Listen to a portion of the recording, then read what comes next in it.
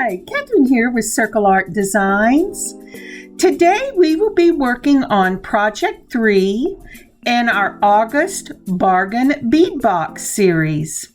This project will be a cha-cha bracelet, but a little different from the last one we did. We will be putting this together on memory wire.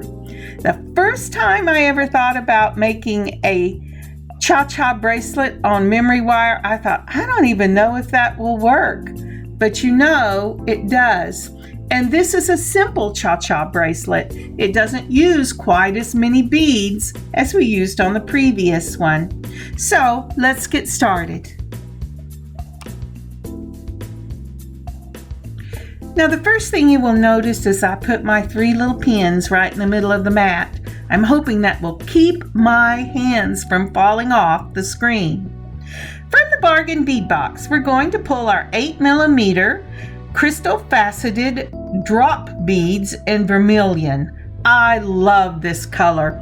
It is really a beautiful color of fall. It's not that Christmas red, but it's not the reddy pinks that you find in the spring either. And I think these drops are gorgeous. The next thing that we're pulling also from the Bargain Bead Box are the 6mm autumn jasper round beads. We have used these before and I really love the pinks and reds and yellows and greens and these beautiful autumn jasper beads.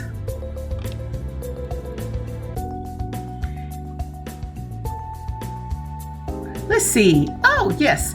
And next, I went ahead and pulled those faceted coin beads in the 8mm that we used in one of our other projects. I love this autumn shimmer in these beads. I think they're just wonderful. And the bicones that I went ahead and pulled are the 4mm crystal bicones and an ivory champagne. Just perfect for fall. Aren't those little 4mm beautiful? I just love them.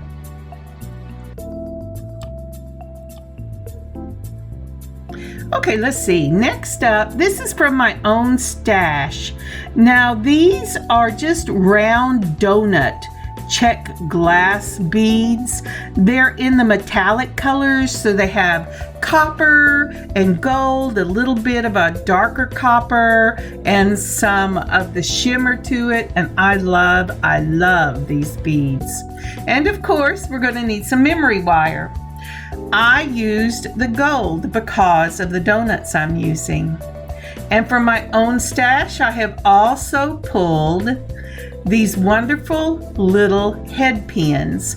They are in a gold tone and they have a beautiful little bead on the bottom. So I won't need to put a seed bead on the dangles whenever I make the charms for this bracelet. And also from my stash, I am pulling some of the oval jump rings in that my smallest size, that little 3mm. I'm not sure I will use them, but I'm going ahead and pull them out just in case I need them.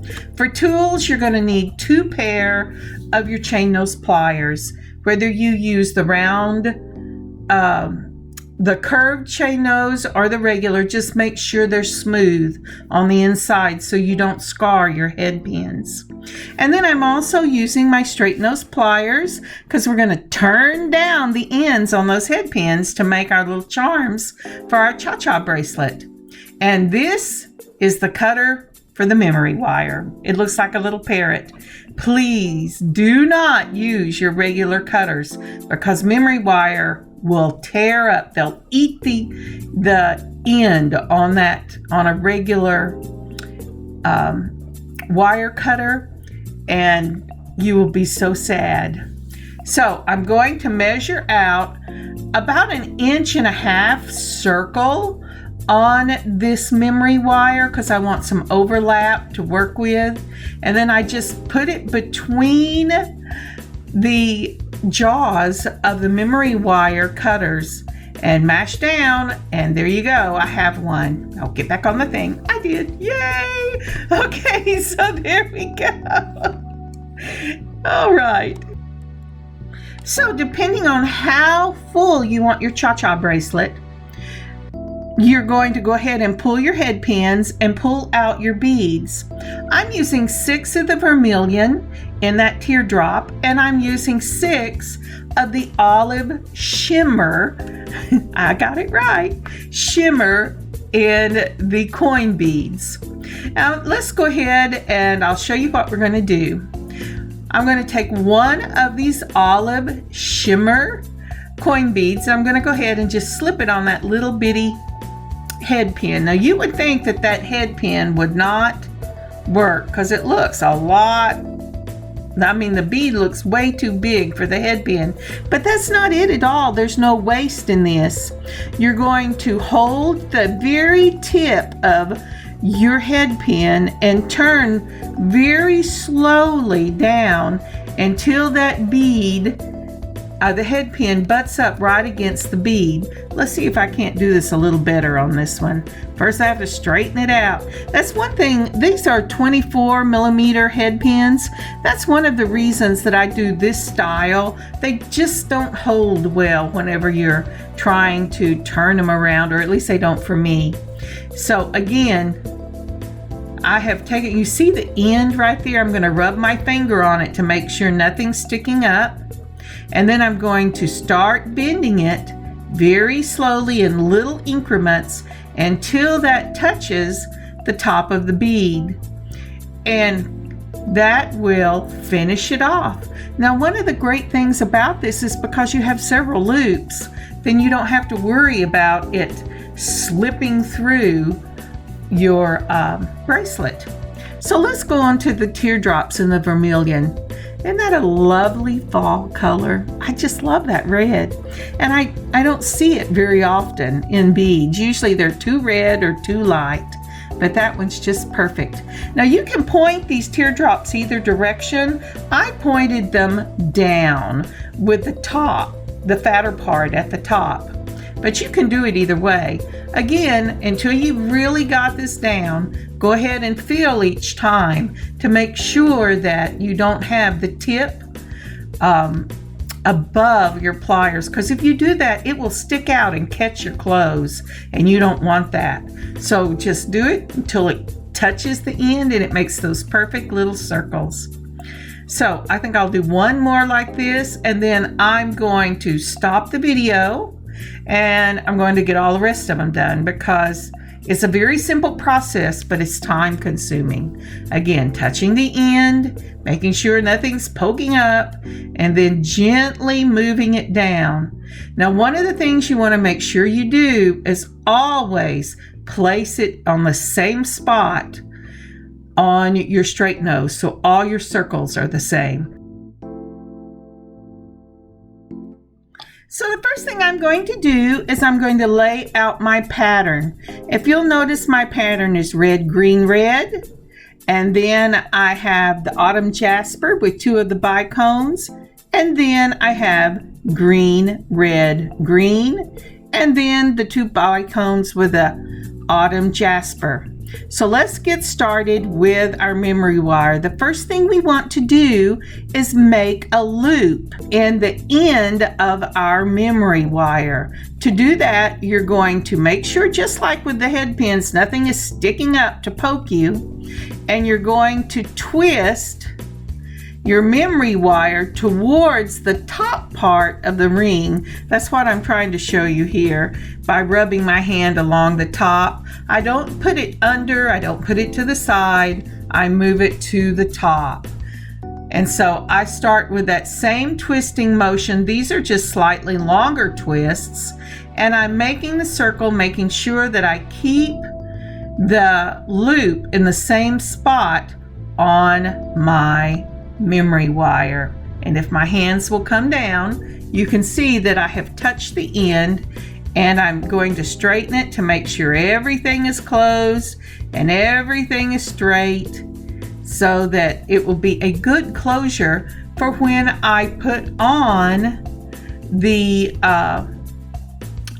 lobster claw clasp. And I will be using a clasp on this because otherwise those single wraps, if you don't put a clasp on them, they can get away from you really quickly. The other thing I've decided to do is I pulled out from my stash the jewelry tube. This is in the brown. I'm doing this first of all because I don't like a lot of beads up against the bottom of the wrist, but it also helps to make your beads go just a little further.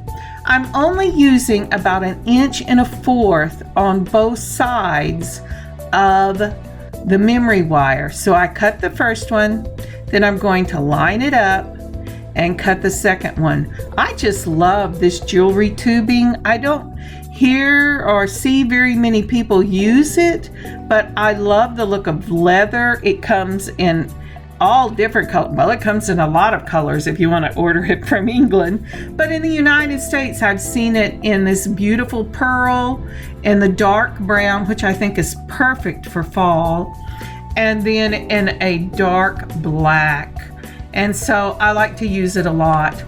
Also, on the beginning of the bracelet, I am going to use my 3mm spacer balls in the dark copper. And the reason I'm doing this is it, number one, helps in case I have made a mistake on that loop. It will close off that loop and keep anything from sliding out. And it also gives a finished look on this jewelry tubing. And so I am putting the jewelry tubing on. I have put the 3mm on. I'm going to run it down, and it looks just like that. Isn't that pretty? Now, I also want to put a 3mm spacer ball at the top of the jewelry tubing, again, to give it a finished look. Do you need to do that? No, not really, but I really like the finished look it gives to both ends of the piece. And if my fingers will get it on there, I will have this section ready to begin the beading.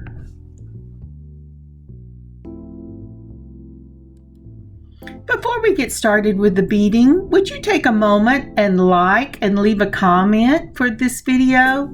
And if you haven't subscribed to my channel yet, would you please subscribe to the channel? It would be greatly appreciated. And if you feel like sharing it, that would be amazing. Thank you so much. Okay, I think we're about ready to start the beading. So now then we're going to put on 3 of those little check glass donuts in the, as I said, I'm using the metallics. They have available on many websites a lot of different colors in these little donuts, and I think they're just amazing little beads. I especially like them for spacers, especially for the mixed metal look whenever you get it in the metallics. But after I have gotten 3 of those little donuts on, I'm going to start with one of those faceted teardrop vermillion beads, and then I'm going to go ahead and I'm going to put on 3 more of the little donuts. That way I have donuts, I have dangle, and I have donuts.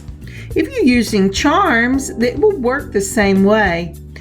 I was able to put these little beads on because I used the very smallest end of my straight nose pliers. But if you have something else you're using and it doesn't quite work because of the tightness of the bead, then it is quite acceptable to go ahead and use a small jump ring to put these on.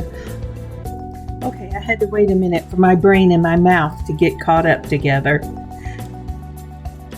So now we're going to go ahead and put on the green shimmer, and then 3 more of your donuts, and then the vermilion teardrop, and 3 more of the donuts. and you will be ready for the next little section of this cha-cha bracelet. So for the next little section, we're going to put on one of your ivory champagne bones, then one of the 6mm autumn jasper, and an ivory champagne bicone. Now when you're working with bicones, take a look at them before you put them on the bracelet. Most bicones have a short end and a long end. And unless they're facing into the bead, which is my favorite way to do it, you want all of your little bicones to be going the same way. And so I'm laying this down so you can see on the first bicone, I have the long end pointed towards the bead, the jasper. Then on the next one, I flipped it over and I pointed the long end again, facing the jasper. You can do it any way you want to, but you just need to be aware that you have a short end and a long end on that bicone. And you want them all to be doing the same thing as they go around your bracelet. And you might ask, well, why is that important, Catherine? Well, the problem comes in when you get the piece finished and you look at it overall, and the way it shines, the cuts, the facets in that bicone lay differently depending on which direction they're facing. So just be aware of that when you're doing it. Now I finished the bicone, and bicone, autumn, jasper, and bicone. So now I'm putting on 3 donuts.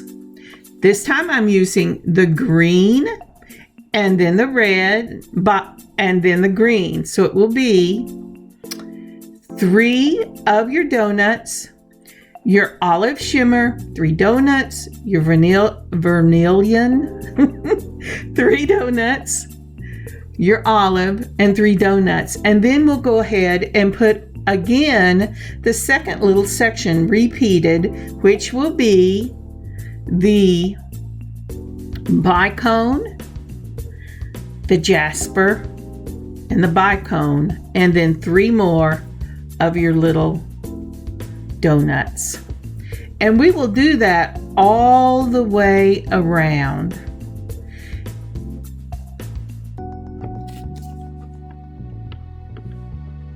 Let's see if I got it up high enough so that you can tell it's all the way around. Let's see here. Yes, so what I'm trying to get into camera, I haven't succeeded yet, is the repetition of red, green, red, bicone and jasper, green, red, green, bicone and jasper, with the donuts in sets of 3 between each section. So there's the donuts, and then the jasper section, and then the donuts with the dangles, and then the next jasper section. And it should look like this. Isn't that lovely? Now we'll continue this pattern on till we get about 2 inches from the bottom, and then we're going to put on our jewelry tubing and see where we are in the process.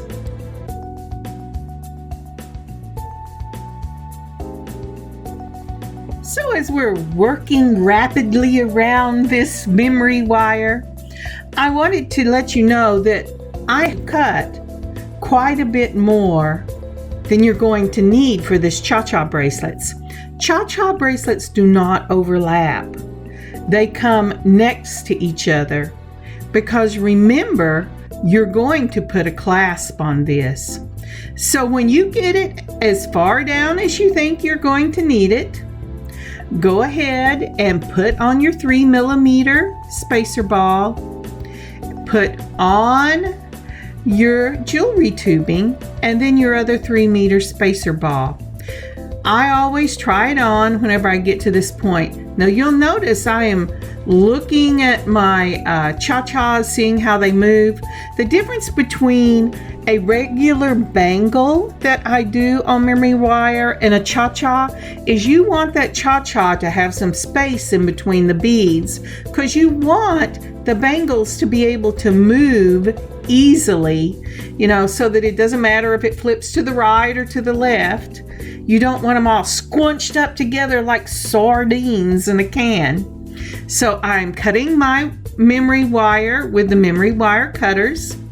Then I will check it out again and see if there's enough space. I'm sorry, to see if there's enough space. I got to watching myself on the video. And after I've checked it and I know that everything is going to turn or be loose enough and give itself enough space, I'm going ahead and I'm turning that loop just like I turned it before. Now it's really important that you check, like I'm doing here, to make sure that you have enough space. I had turned an extra large loop on one side to check the space, and now I'm going back again and making sure that all those little donuts will move around. And then I'm going to put it on my wrist and jingle it a little bit. And if you notice in that previous picture, it doesn't quite meet. And that's okay, because we're going to put a clasp on it. So as you see here, I'm really liking what this is doing.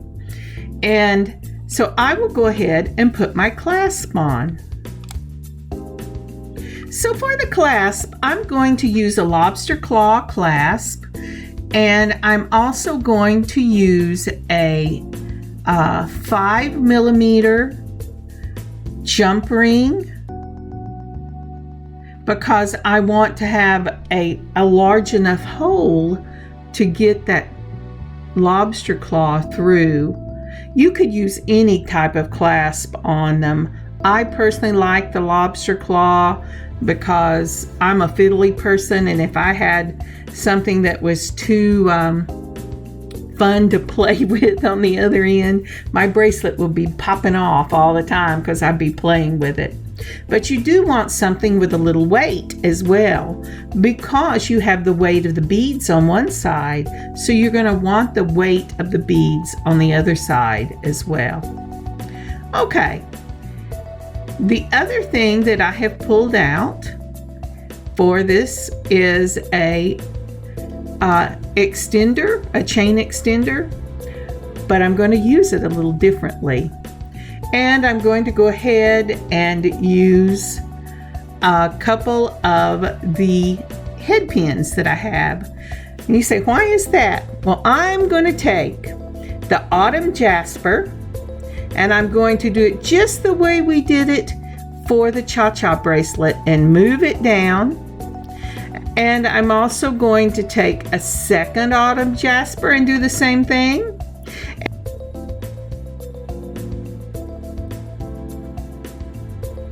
And once I get that rolled down, I'm also going to pull one of the teardrops and one of the coin beads. And I'm going to prepare exactly the same way I did for the cha-cha bracelet.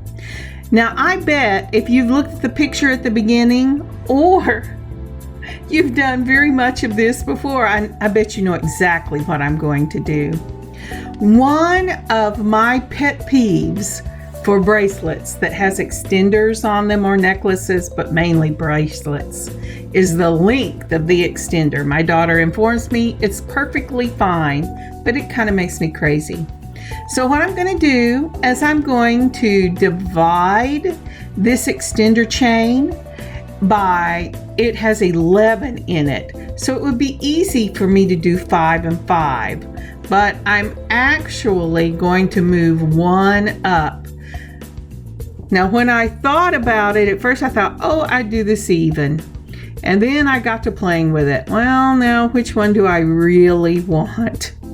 And I decided to do, instead of 5 and 5 with number 6 in the middle, I did 6 and 4 with number 5 in the middle.